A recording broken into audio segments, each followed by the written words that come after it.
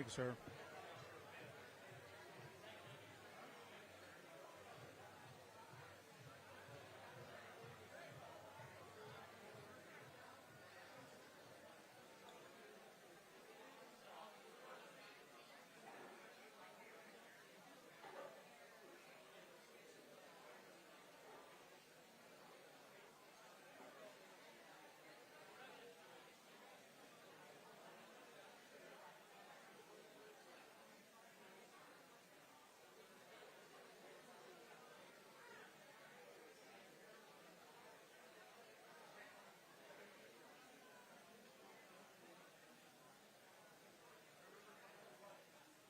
Yeah.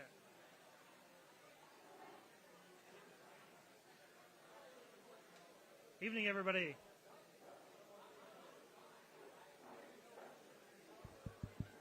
Evening, everybody. Thanks so much for coming. My name is Chris Bils with the Striker. You'll notice we took Texas off our name, so just the Striker now. But I hope everybody has a great night. We've got a live show going, so if you got anybody at home that wants to watch on YouTube, that's what this is for. And I'm going to hand it over to Jamie, and he's going to take us the rest of the way. Thanks, everybody.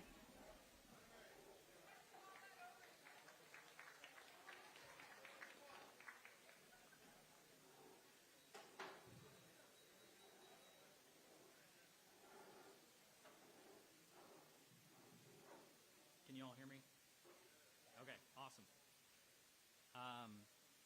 So my name's Jamie Crawley. I'm the board president for the Austin Soccer Foundation, and just wanted to welcome everybody to our 7th annual Austin Soccer Gala.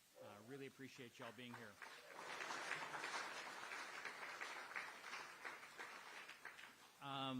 There's a lot of familiar faces and there's a lot of new faces, and that's great.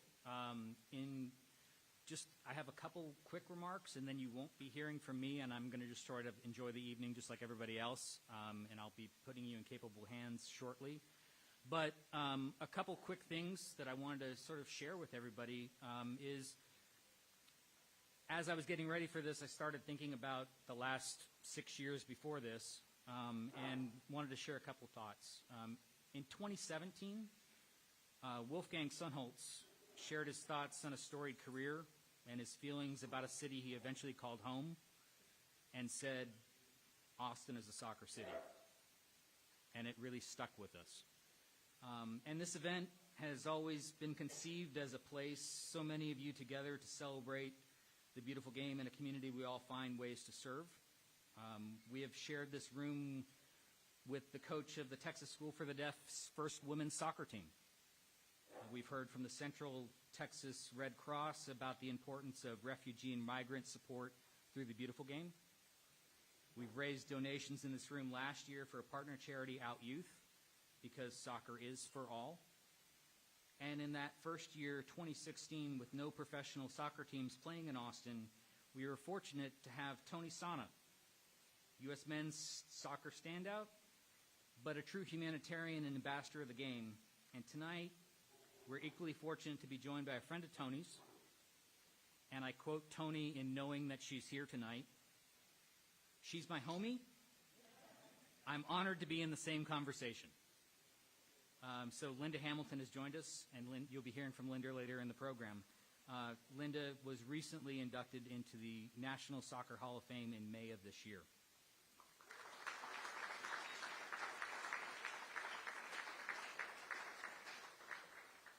So who's in the room?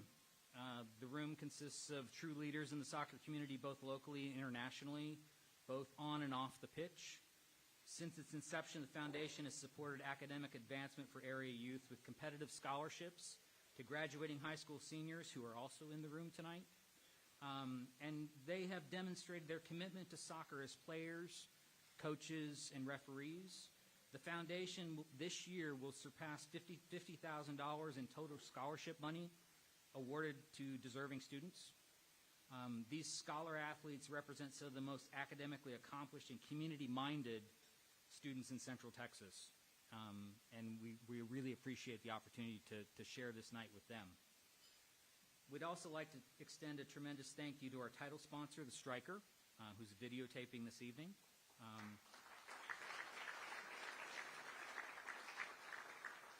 As well as the support of Austin FC, the 4ATX Foundation, Austin's Co-ed Soccer Association, Austin's Men's Soccer Association, and the 4ATX partner MFS, who's also here in attendance tonight.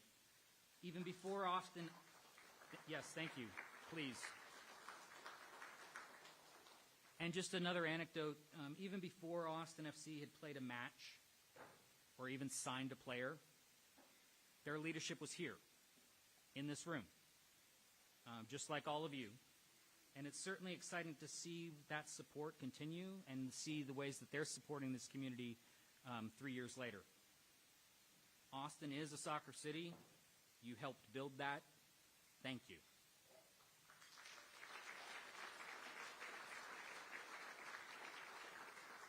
And with that, I would like to also thank our incredible Master of Ceremonies, who has also been with the foundation since the inception and the inception of this event. Please welcome someone who has been an incomparable voice with a passionate intellect and supporter of the beautiful game, Kit McConaughey.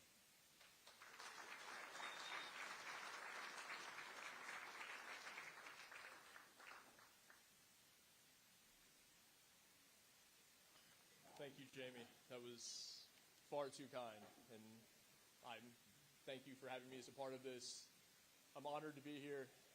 Again, year 7, the growth, to see new faces each and every year, to see the same faces really represents what this city is. And before we get to our program, I'm going to reiterate a lot of things Jamie said, because we really do need to thank all the people that make this possible.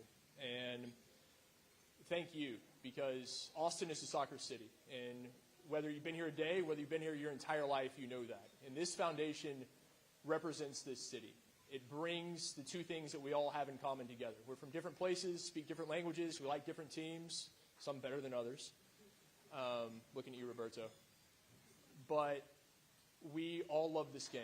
And we know that this game bridges barriers, it brings people together, and we love this city. And that's what this foundation does. It honors those two things. It honors the beautiful game, and it honors the city of Austin. And I'm thrilled to be a part of it. I'm glad to have you here this year as well.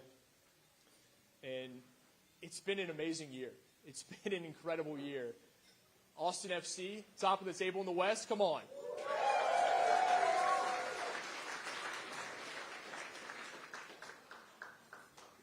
You got Driussi headed to the All-Star game.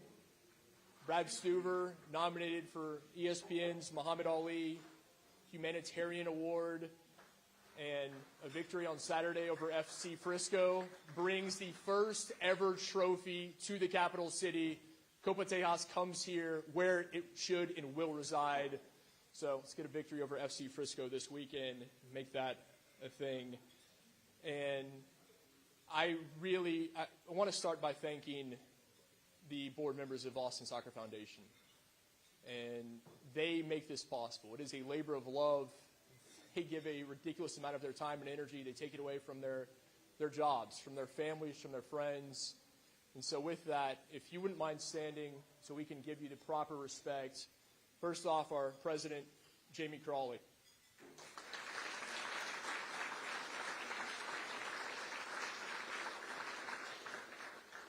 Our past presidents, Scott Adair.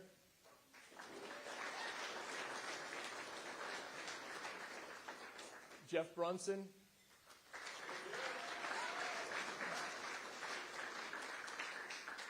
Ed Easton.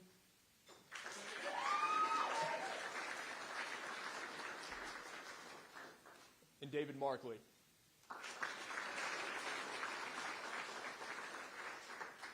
I'd also like to thank the board members, some of whom could not be here this evening. Malik bin Musa, Catalina Berry. Kati, I know you're here.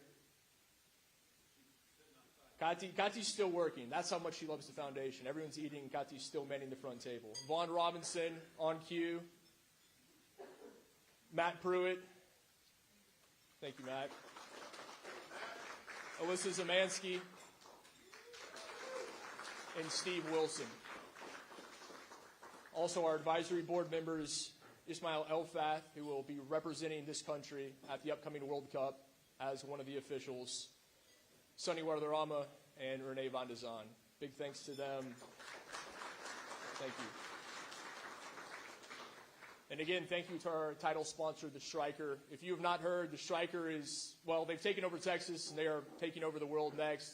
They're in California, they're in Georgia, and no doubt that is just the beginning. So thank you to everyone at the Striker, including some of the members here this evening. I'd like to recognize their executive director, Roberto Pinto da Silva.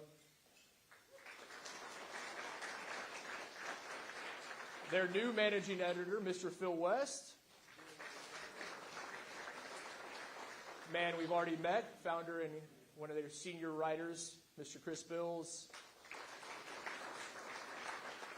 And obviously, Renee Van de Zaan, the man behind it, could not join us this evening, but thank you all. Thank you for what you do at a grassroots level, extending coverage of this sport and really giving coverage that no one else has. So thank you. And finally, our additional sponsors, Austin FC, 4ATX Foundation, Austin Co-ed Soccer League, and the Austin Men's Soccer League. Thank you all. And thank you all for being here this evening. Thank you for your contributions. Thank you for being a part of this, and we hope you will be here for many years to come. Before we get to the awards section, and we have some great awards, I would like to give things to the founder of the Austin Soccer Foundation, Mr. David Markley, who will give us a status update. David.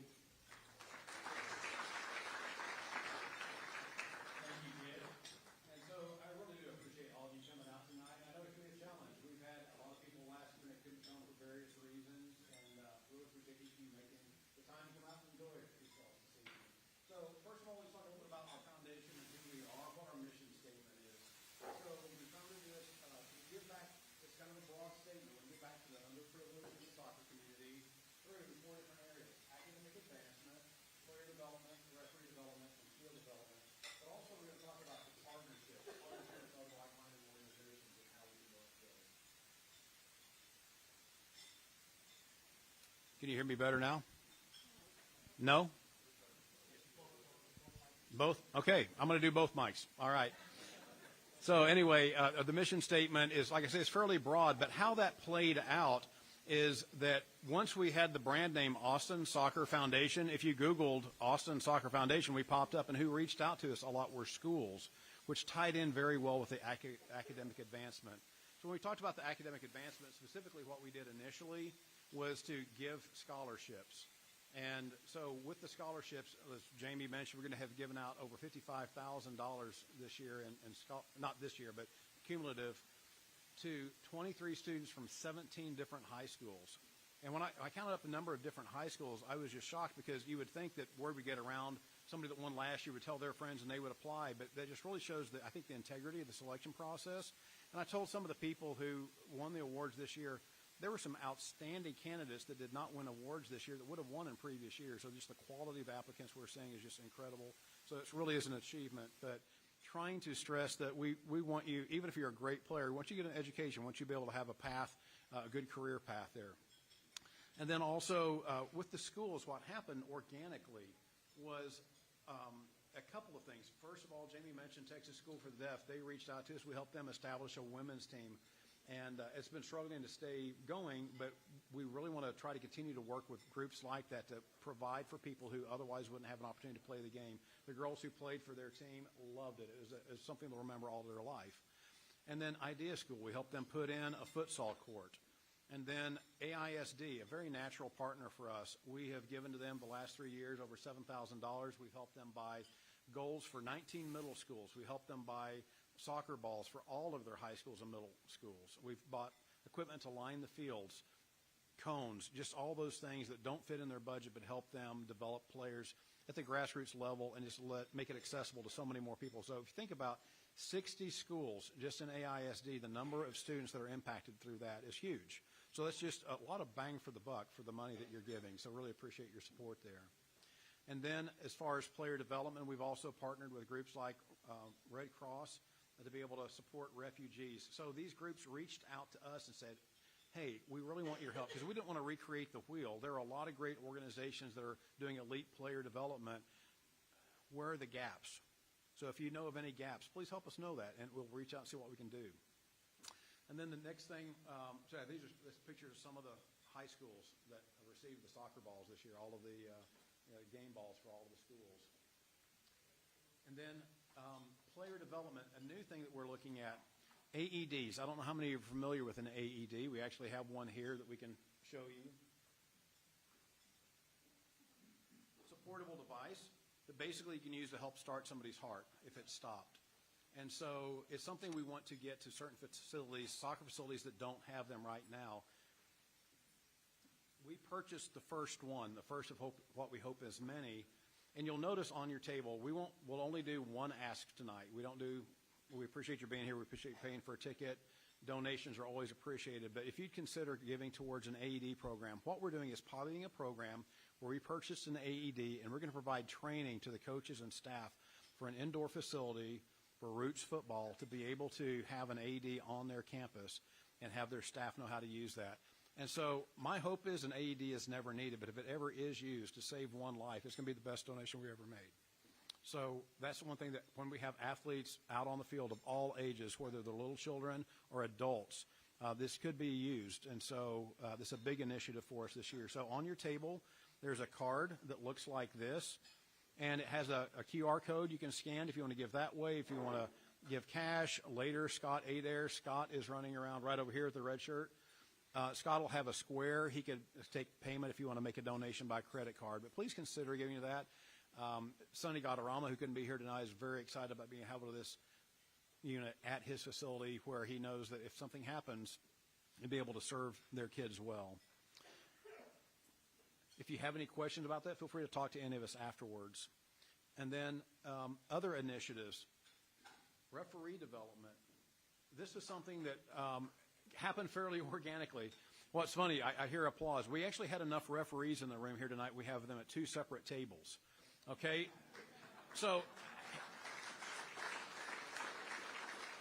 here's how referee development got. It wasn't originally in there, but because of my involvement with professional soccer, I knew a lot of the referees that have been developed in this area that reffed PDL games and USL games. And we talked earlier about Ismail Elfath. He's going to be at the World Cup this year. He's the only person from the U.S. who is going to be a center referee at the World Cup this year. Okay? He's from Austin. He played in Austin Men's Soccer Association. He was so frustrated at how bad the reffing was, he complained, and they said, we got a clinic this week. Okay, and he came out and reffed our PDL games, and he reffed our pro games. Next time I saw him in Denver. I was walking to some meetings, and I saw Ismail on this little Adidas pitch, and I was like, what, that looks like Ismail. And he comes over and goes, hey, you here for the league meetings? I said, yeah, what are you doing here? He goes, I'm the center ref at the MLS All-Star game. And he's kept rising through the ranks. And so we're like, why can't we have the next Ismail come from this room?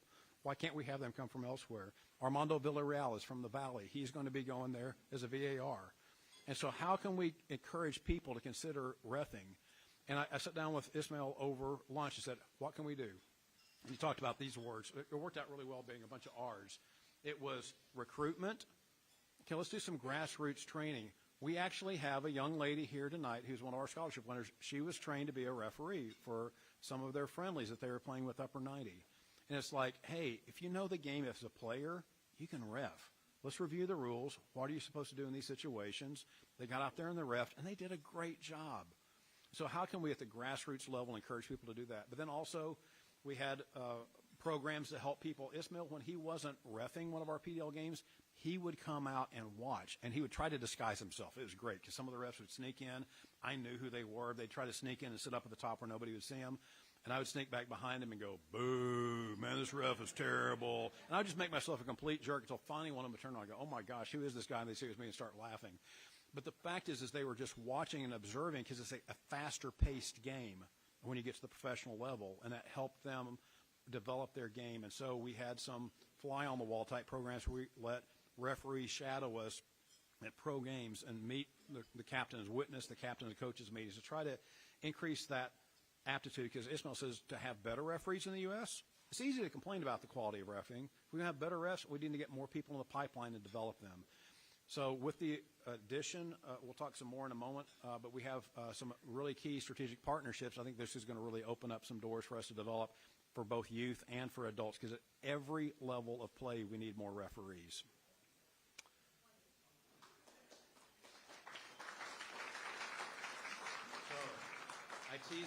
I teased it a second ago, but Austin Co-ed Soccer Association and Austin Men's Soccer Association, I've had the pleasure of knowing Alyssa and Matt for many years, and they reached out and said, hey, we want to work with Austin Soccer Foundation. They recognized earlier a few board members. 9 board members can only do so much. These two organizations represent 13,000 people. Okay, so that's a lot of bandwidth. I don't expect all of those people to get directly involved with the foundation, but think about when we're talking about referee development. It'd be very natural for us to work with them on clinics, because that's where Ismail got his start, was in AMSA. All right, and so these two organizations, we've now added Alyssa and Matt to the board, so they have direct involvement and can help us figure out how can we work together. So the whole vision, when we had that part in our mission statement about working with like-minded organizations, AO Austin has been great supporter of ours. We just have fun. So what I love about this event is, we're recognizing some people that won awards, and they're very well deserved.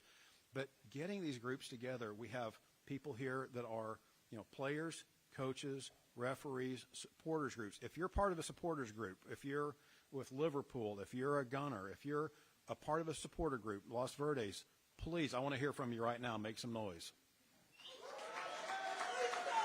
All right, that's probably one of the biggest groups that we have in the room is supporters, right? So how can we all work together, right, to make things happen? Because if it's just a few people, it'll only go so far, right? So how can we partner with people? But really thrilled to see what doors open for us by working closely with ACSA, AMSA, and other organizations. So thank you, guys.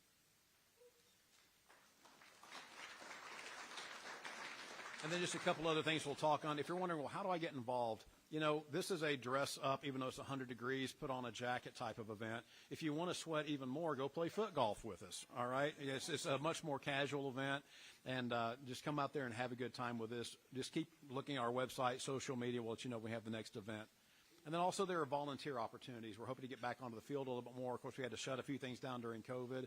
But we need volunteers for helping with events like this even, or helping with a foot golf tournament. So if you're interested in volunteering, just reach out to us, info@austinsoccerfoundation.org, or again, social media, you can track us down.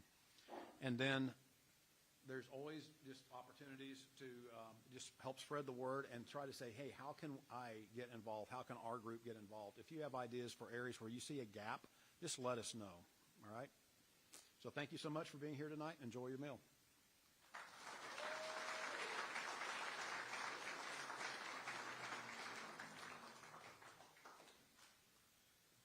Thank you, David. And we're going to take a quick break, about 10 or 15 minutes, let you enjoy your meal, as David said.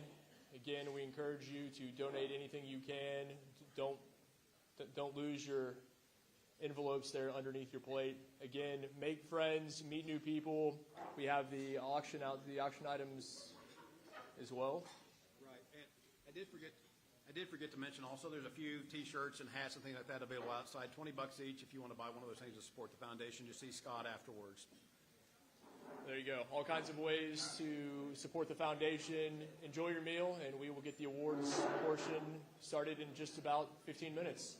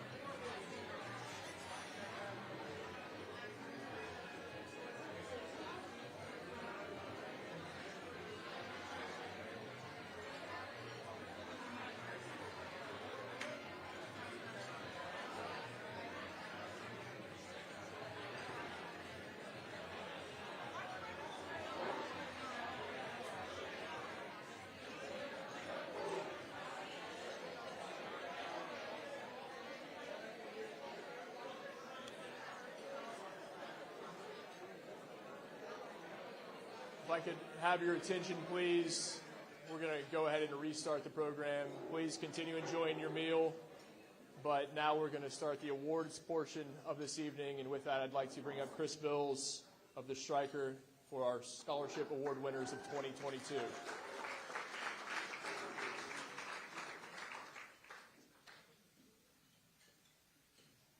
I'm back. I love this event. This is like one of my favorite nights every year, and not only because these guys are the first people since my mom to get me to wear a suit. So, no, it's just a great room, and it's really fun to be able to sponsor it now after they welcomed me in a few years ago. So, but since its inception, Austin Soccer Foundation has been supporting academic advancement for area youth by awarding scholarships to graduating high school seniors who have demonstrated their commitment to soccer as players, coaches, and referees. Applicants are judged based on a combination of factors, including demonstrated leadership, academic goals and achievement, and involvement in the local soccer community. Thanks to its own fundraising efforts and generous sponsors, with these awards tonight, the foundation will surpass $50,000 in total scholarship money awarded to deserving students over the last 6 years. Tonight's awardees represent some of the most academically accomplished and community-minded students in Central Texas.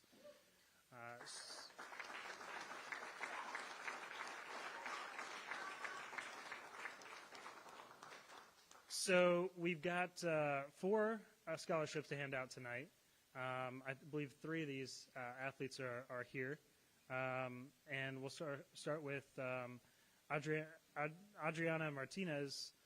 It's $2,500 Austin Soccer Foundation Academic Scholarship to Adriana Martinez, a graduate of Idea Runberg College Prep.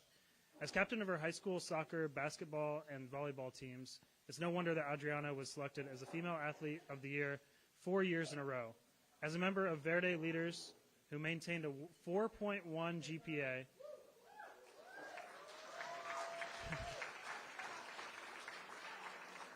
Adriana plans to attend St. Edward's University, where she will major in mathematics.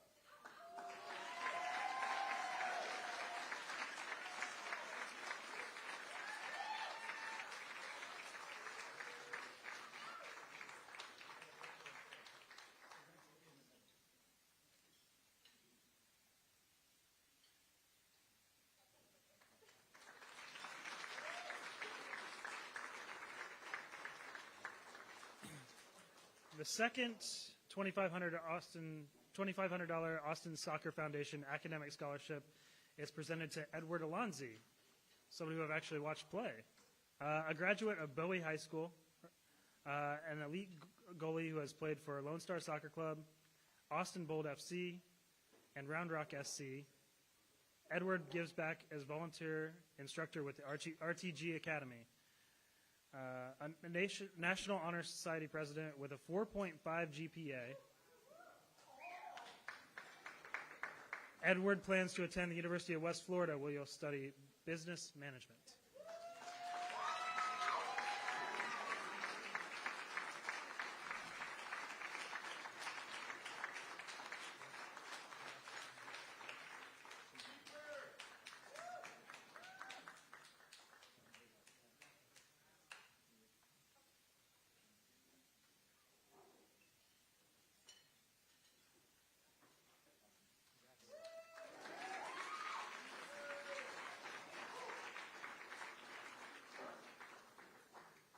And our next award winner, I'm told, is not here tonight, but it's for the $5,000 Wolfgang Sunholz Academic Scholarship presented by Friends of Wolfgang. It's presented to Alexa Huerta, a graduate of the Ann Richards School for Young Women Leaders. In addition to training with the Forza Sports Academy and Capital City Soccer Club, Alexa was a four-time first team all-district selection and was selected to play on the U17 and U20 Mexican national teams.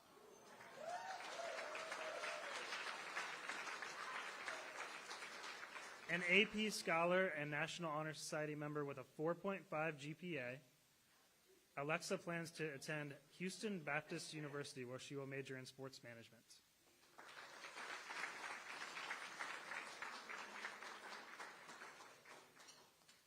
And our last award of the night, or our last scholarship of the night, is another $5,000 Wolfgang Sunholtz Academic Scholarship sponsored by Austin FC, the 4ATX Foundation, and their partner MFS. And it's presented to Alex Bethke, a graduate of Lake Travis High School. When he wasn't scoring goals for FC Westlake and Capital City SC, Alex was breaking his own records at Lake Travis High School, where he was selected as an All-Centex Player of the Year for a second season and captained his team to a state championship.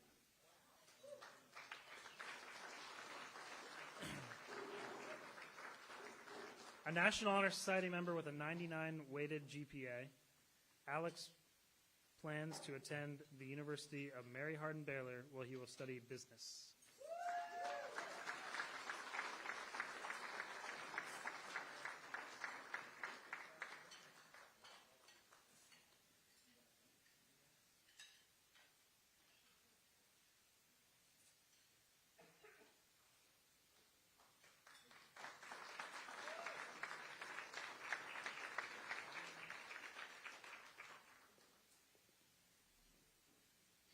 Again, I'd like to have a round of applause for all of these student athletes because, come on.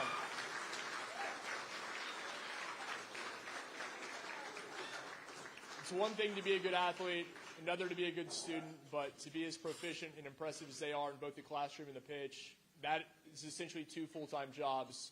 So hats off to you all, and we know you have incredibly bright futures. We can't wait to see what's next for you. Congratulations again to all of our winners.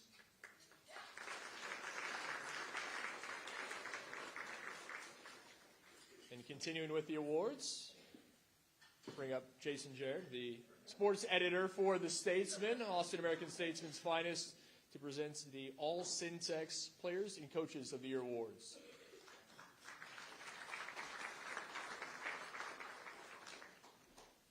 Thanks, Kit. I want to give a special thanks to the foundation, especially Mr. Markley here. 7 years ago, giving me a call saying, hey, would you like to be involved? We'd like for the Statesman to be involved. And so we're really appreciative that we get to be a part of this. As a former soccer player, I think this is so awesome that you guys have this as a part of the community. I grew up in Richardson. We did not have anything like this. So this is awesome. For those of you guys who are involved and run the foundation and are very involved, really appreciate that. My two kids used to play soccer. They don't anymore. I have a third one who's still hanging on, so maybe we can still stay with it. Okay, so I've got only one of my award winners here, but we should honor all four of them.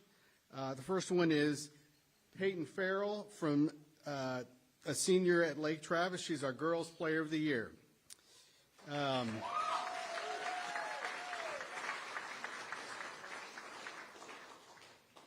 I mean, my kids go to Westlake, but Lake Travis kills them in soccer. So she was the team and District 26 6A MVP for the two-time undefeated league champion, Cavaliers. She scored 20 goals with 8 assists while being one of those Aaron Ramsey, if you're a Gunners fan, box-to-box central midfielder. The 2022 State Player of the Year led the Cavs to their third straight district crown and second straight unbeaten district season. Peyton's a two-sport star. She also plays basketball during her time at Lake Travis and is signed with the Air Force Academy, which that's where she is right now. So, her coach, Trey Young, had this to say about Peyton. Her vision is good. She plays fast, has a good touch, and is calm on the ball. So congratulations, Peyton.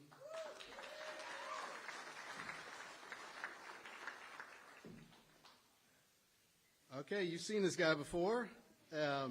Our boys player of the year is Alex Bethke, senior at Lake Travis.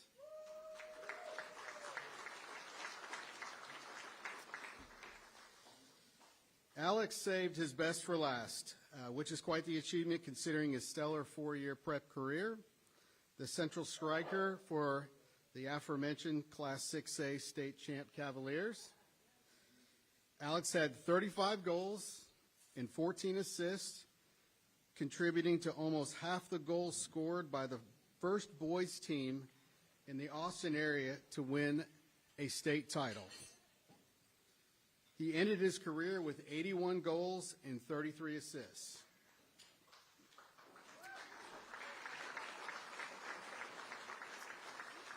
And this is what his coach, David Bammel, said about him.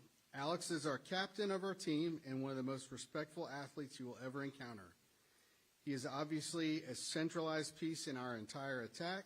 He brings a very unique ability to analyze the game and break down the most successful means possible to get behind the opposing team's back line. Congratulations, Alex.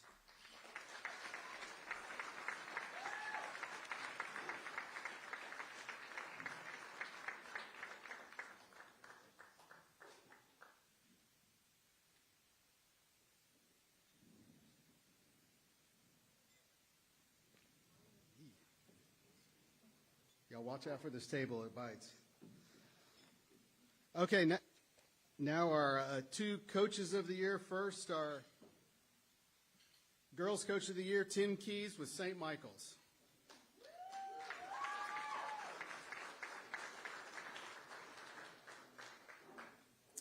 Tim, who played soccer at Stanford University, led the Crusaders to the state championship match this year, where the 22-3 team lost 2-1 in sudden death overtime. Who plays sudden death overtime anymore?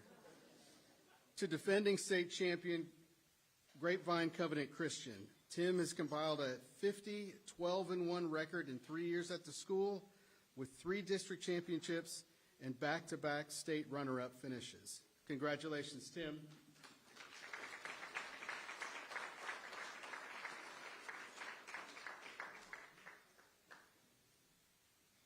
Okay, and our boys coach of the year is Kyle Olson from Northeast High School.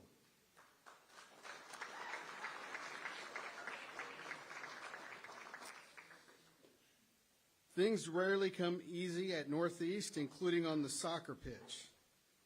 Kyle, a first-year coach and a former player at Southwestern. Yeah, Kyle! I had to pause there for you. Who once coached Eastside High School, lost several players to injury during his course of the season and couldn't even use one of his best players because of UIL transfer rules. But the Raiders overcame almost every obstacle while going 13-8-4 and reaching the regional finals for the first time in school history. Congratulations, Kyle.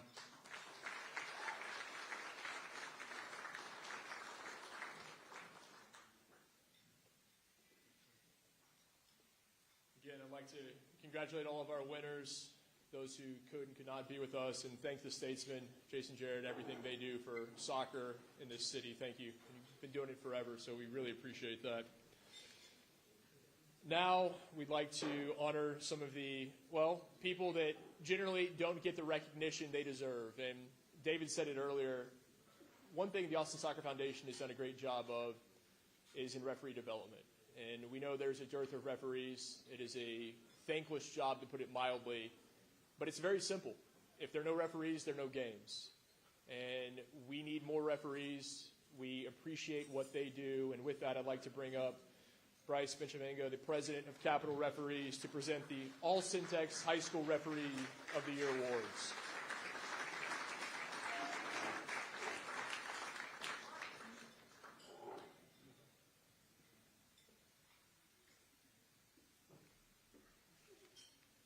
Hey, good evening, everyone. First of all, let me say thank you for including Capital Referees in this great event. We're so excited to be a partner with the foundation, and David has been just so instrumental in referee development in this community, as well as including Capital Referees both in this event and out in the community each year. We're just so thankful to be a part of this event, and again, get to recognize some of the referees who had outstanding seasons this year, because as Kit said, they don't get a lot of recognition. You know, their best games are the ones where they hear nothing from the crowd. So it's an exciting evening for them to hear applause, to be recognized as referees of the year. But we're going to start first with recognizing someone from last year. April could not be with us last year at this event, so we'd like to take the opportunity to honor her as the 2021 Referee of the Year for the Austin Soccer Foundation.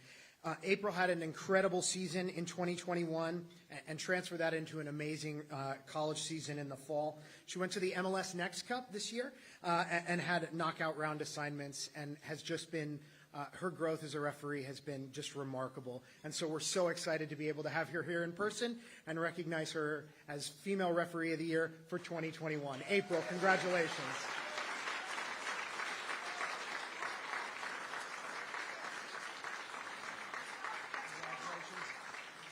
Do we have something? Yep, it's that one. I want to make sure I give you the correct one. Here you are. Thank you. Here, yeah, absolutely. Thank you very much.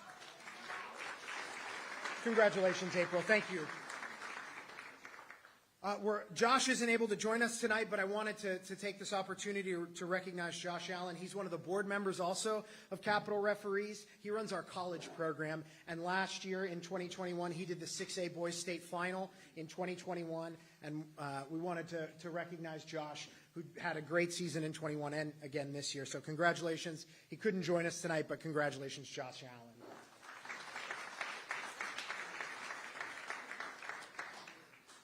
Also unable to join us tonight, but Krista DeJute is going to be our 2022 Female Referee of the Year. This is one of those awards that just was so easy for our board to decide on. Krista, in 2022, we don't get a lot, as I mentioned, of compliments from coaches. Krista received more compliments from coaches than any other referee in our organization in 2022. Just so many different coaches from different parts of Austin saying how professional she was, what a great season she had, and she was able to do, I think, 5 playoff games for us this year, which in just 3 rounds is pretty remarkable. She couldn't be here with us tonight, but let's give Krista a round of applause and thank you to her for a great season.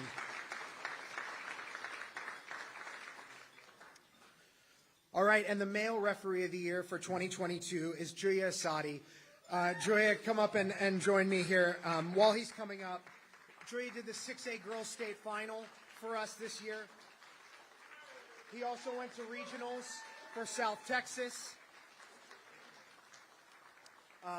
He had, at regionals, he had a semifinal, the U18 semifinal game there as well. So that's one of just 12 games in the country that are at that level. So congratulations to Julia as our 2022 Male Referee of the Year.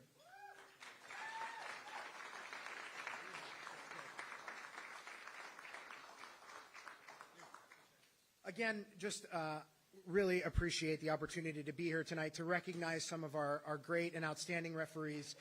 And just as a small plug, if you've heard tonight a bunch of times that we are short on referees, it is worse than ever. If you want to find a great way to be involved in the soccer community, come referee with us. Capital Referees is registering now for you. We'll train you. We'll teach you how to do it. It's not as scary as it looks.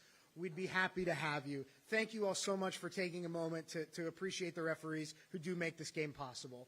Thank you so much. Yeah.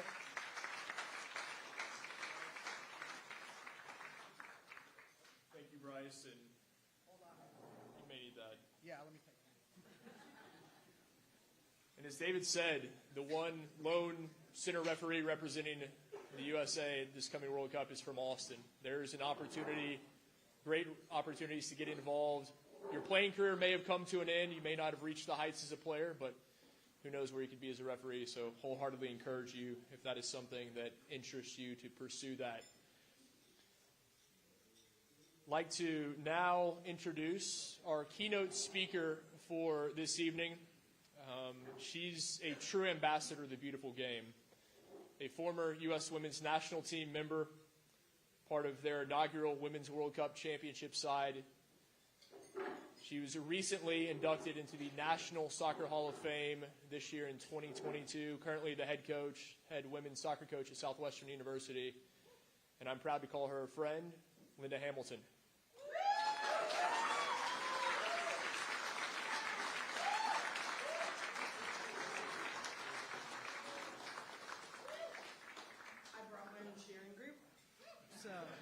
Thank you guys so much. Thank you for hi. How are you? It's a pleasure to be here. I can't think let's see, of rooms I want to be a part of, people that love soccer, count me in. So thank all of you. And refs, I know it seems counterintuitive as a coach, but funny enough, capital referees is who we use. So think of me kindly when you get my games this year. And I apologize in advance for Dustin, the men's coach, so I'll just leave it at that. No, it's a pleasure to be here. I'm really appreciative of getting to know Jamie over the last couple of years, and he was kind enough to ask me. So to the board of directors and Jamie, thank you guys for having me. I think these kinds of things are always necessary to get this game continue to grow. In particular, women's side, women referees, we need that. We need women coaches. We need women managers. We need women to be running professional organizations, all of that. So, and men, you guys are our allies. Just like, as you heard all of the national team news, you know, the equal pay thing, that came as a partnership with our men's and women's national teams and Players Association coming together. So those kinds of things are just so key. And, you know, what I love about this beautiful game, and I've said it, I say it to when I recruit young ladies to come play. I've said it when I go around the world to do awesome clinics for underprivileged people. But, you know, it's the only sport. There is no gender to it. There's no different rules. It's the same field, the same ball. So if you haven't ever actually thought about it, it's the only sport. Tennis, they play 2 out of 3 sets versus 3 out of 5. Basketball, you might not know this, but the women have a smaller ball. It makes sense, right? Hands are smaller, but there are differences. So I love the empowerment that soccer gives, that there's no gender to it. And if you watch either team play, I mean, I'm a little biased with the one with the 4 stars on their chest, but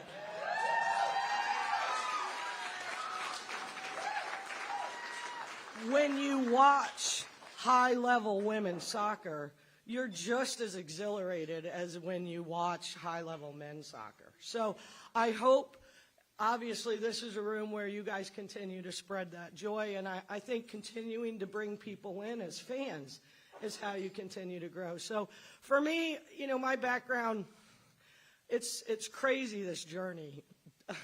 The pictures, oh, yeah, there we are. Oh, yeah, there I am. My hair is a different color and my body was a different shape back then. But, you know, I think when you look at this, I'm of the age where I started playing sports, thank goodness, just a little later than, say, the Billie Jean Kings, who we needed to help create that law that allowed soccer and every sport to come into schools. But that law was signed into, 1972. I was 3, so it was starting, playing and growing up in New Orleans in the 70s. There really wasn't a whole lot of opportunity. And obviously soccer in America in the 70s was certainly not the, tailwind it's become today and the explosiveness and how it's grown. So we grew up, and any of you will relate to this, we grew up, having block games of football in the street, and you had to wait if a car came. They really made you mad because you had to get to the side, let them go. But, we grew up doing all sorts of things outside because there was nothing to watch on TV during the day or at any other point with the 3 channels and those things. So we had the luxury of that. I was fortunate to come from a very athletic family. My dad played tennis at University of Southern Miss. I am the youngest of 3. I have an older sister who was the tennis player of the decade for NC State for the 80s.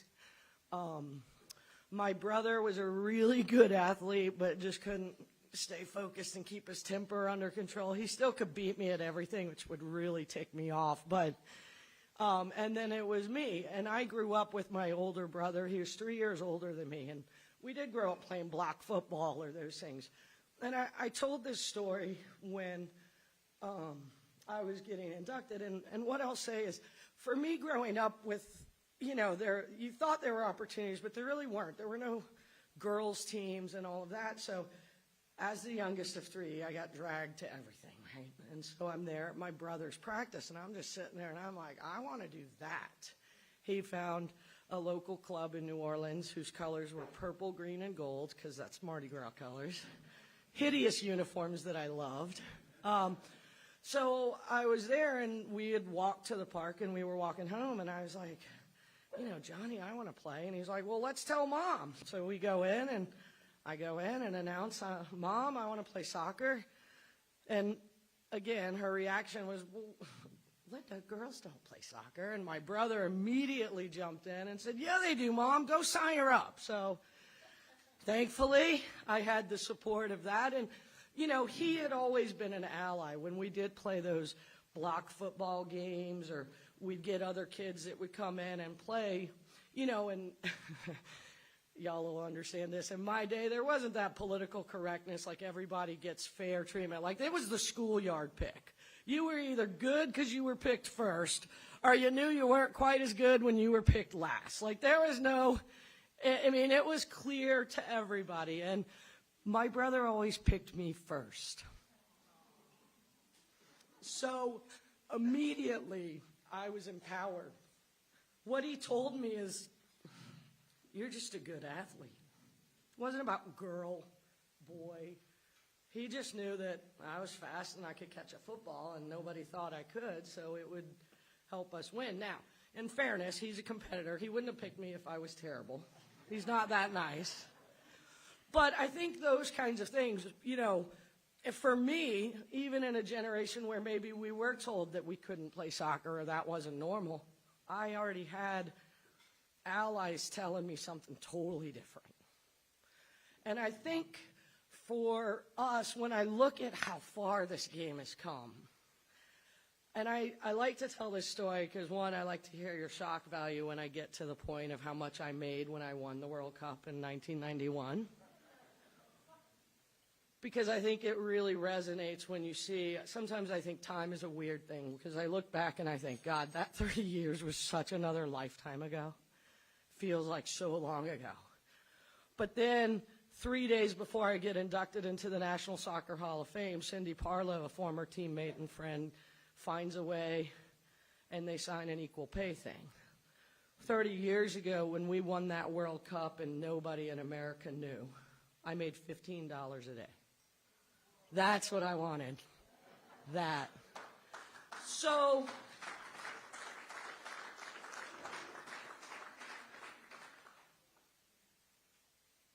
at the time, and we were told this on our national team a lot, the men's team had been in existence. The men, I should say, while we won a World Cup and made $15 a day, the men were getting paid in salaries.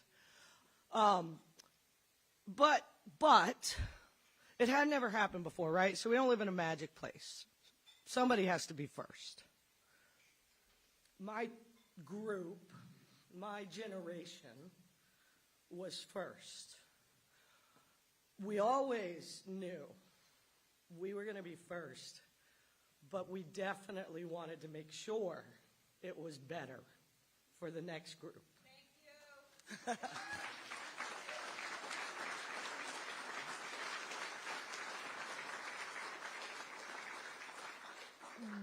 We knew we had to win. We knew we had to win because they weren't paying attention to us before. So we knew if we could win, we'd get that attention, and then that could start that rolling so that future generations wouldn't have to retire. The other fact I like to say is the average age of my team when we won the World Cup in 1991, don't doubly fact check, I'm going to be close to the age. We were 21 or 22 was the average age of our team. If you made it on our team and you were 25, it was like a miracle.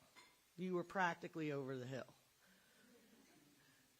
And, you know, when I retired at age 27, I mean, it was shocking that I was even still walking at that point. But I think that just says a whole lot. That's what it was then. That's how it started. When you look at the average age of the current women's national team, it is somewhere 29. Some of these players actually have hit some of their prime in their mid-30s. So, you know, for us, the way it was, and it was first, being first, there were so many things we wanted. I will say at the first start of it, though, the gift I was given is to have found a place in that as I started going up the ranks and making teams and getting noticed, I found all these other women that were just like me, that were unapologetically going to kick your tail,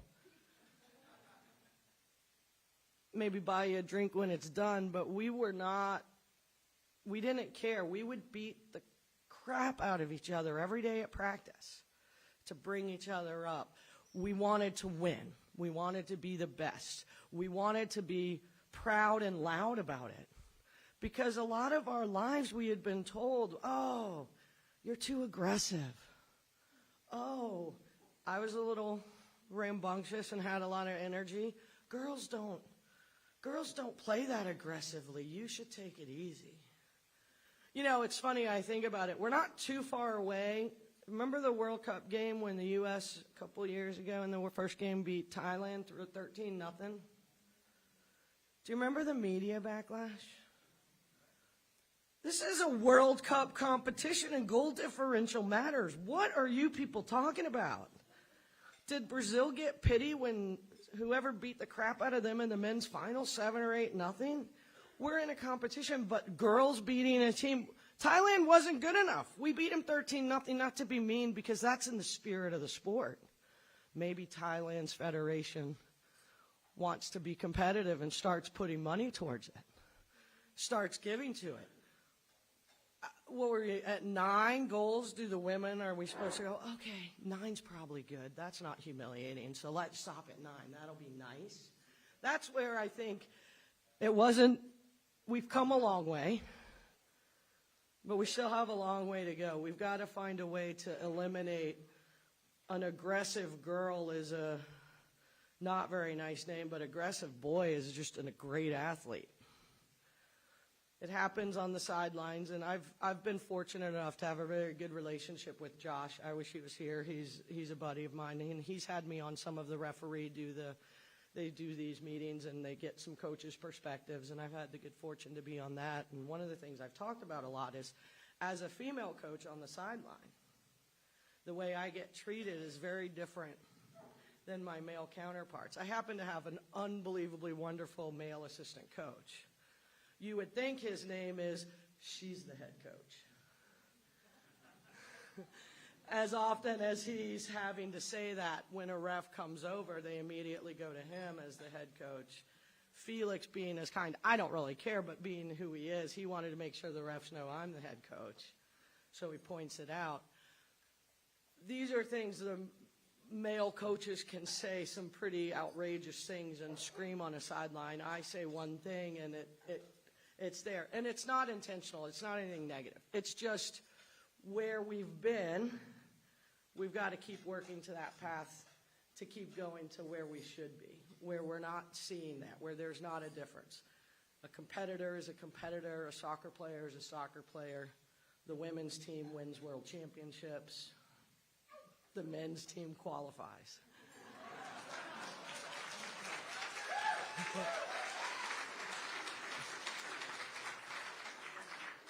I say all that. It makes me sound, I adore our men's team. I do.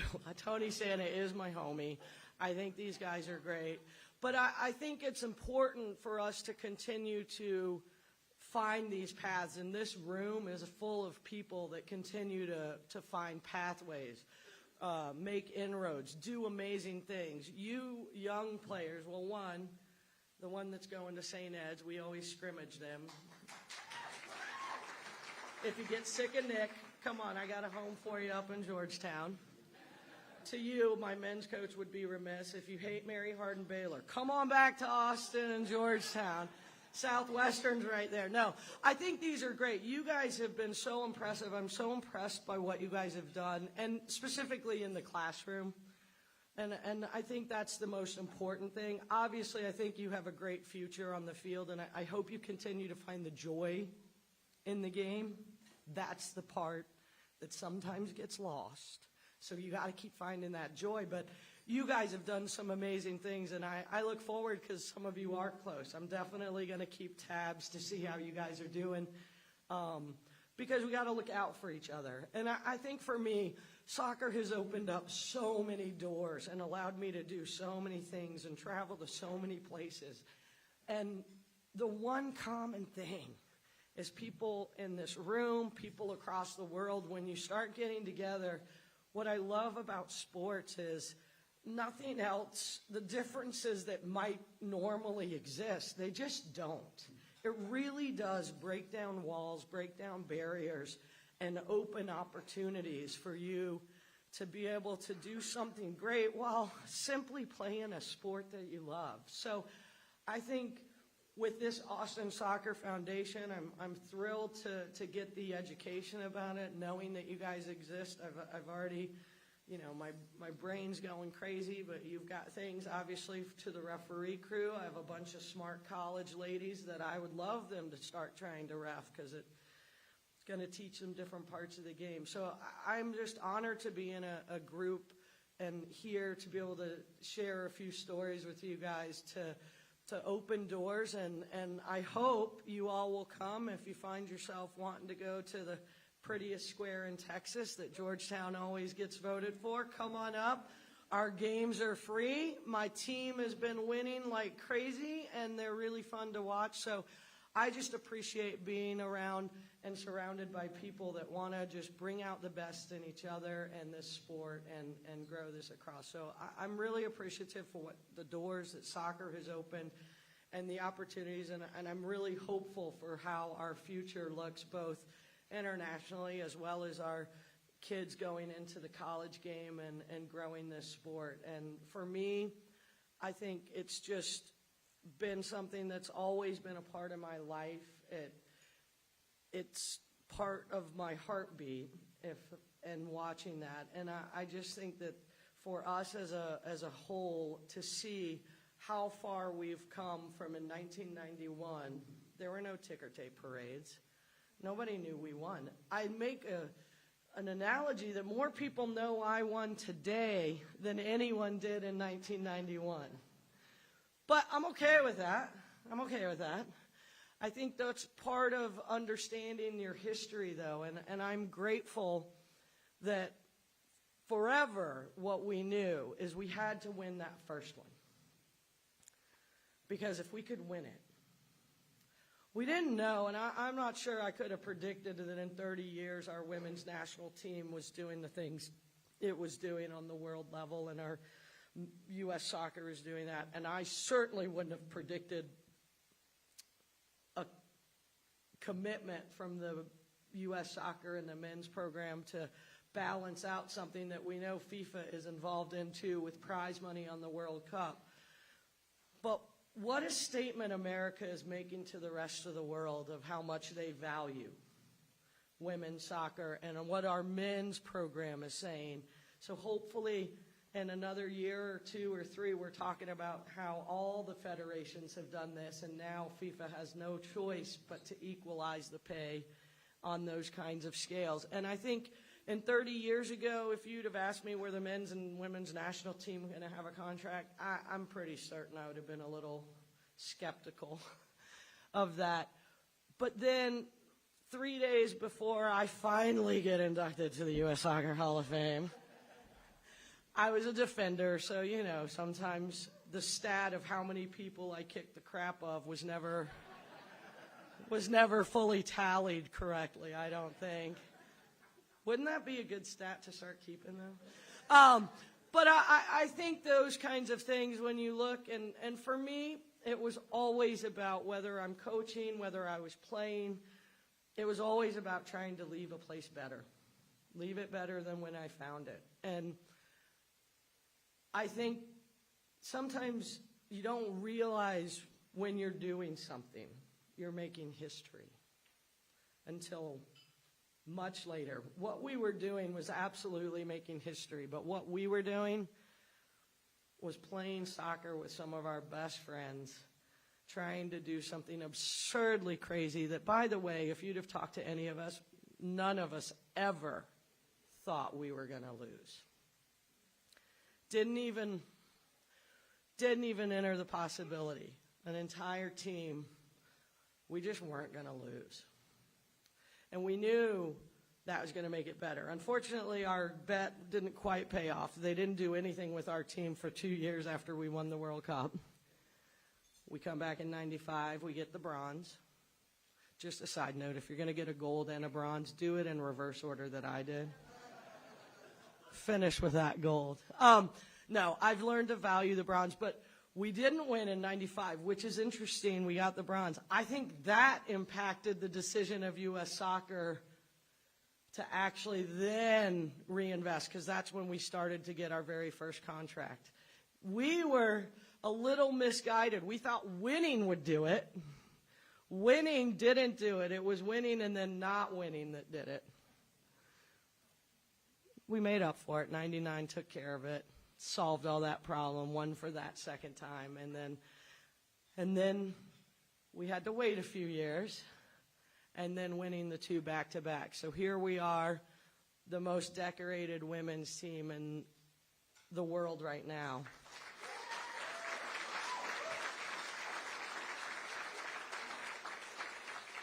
Somewhere in Austin is the next star player on some of those teams. So I think for you all, it's going to be exciting whenever you find who that is and they show themselves. Thank you for having me. I'm super appreciative to be here. Love being a part of this game. I invite you all, if you do come to Southwestern, please come and talk to me. Let's say hi. It's a friendly environment up there. And I look forward to seeing all of you on the fields and around the game. Thank you for having me.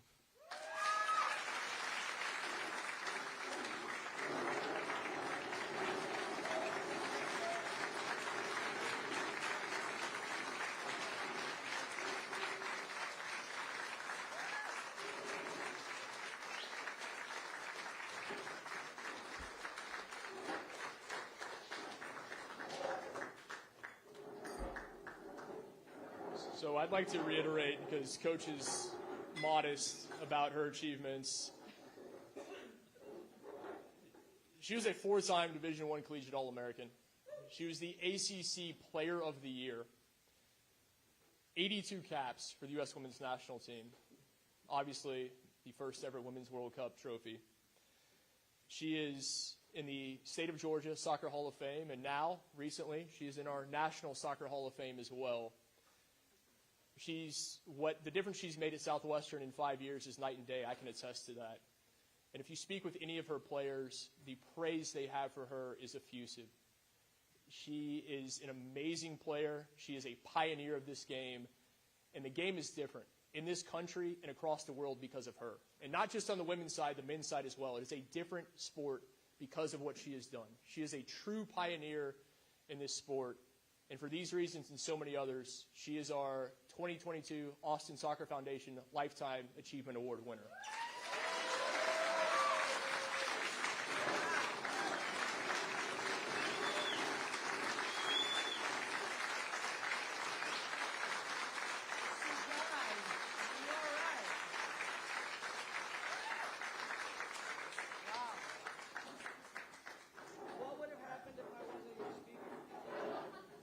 Sorry, Coach. Try to keep that one a secret.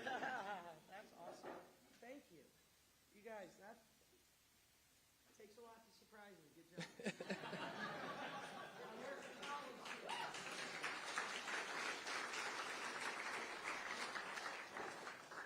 Well, that concludes our presentation for this evening. Please, if you have not, we encourage you to donate, give of your time, anything you can, because really it's you. You're the ones that are here. You're helping grow this game. You're helping sustain it. And 10 years ago, we could have never thought that we would have had the top MLS team here in Austin. And it's because of people in this room that the future is what it is. The present is what it is. And we thank all of you for what you've done. We hope you'll continue to contribute in any way you possibly can. Thank you for being here. Thank you for loving this game. Thank you for loving this city. And thank you for being a part of the Austin Soccer Foundation.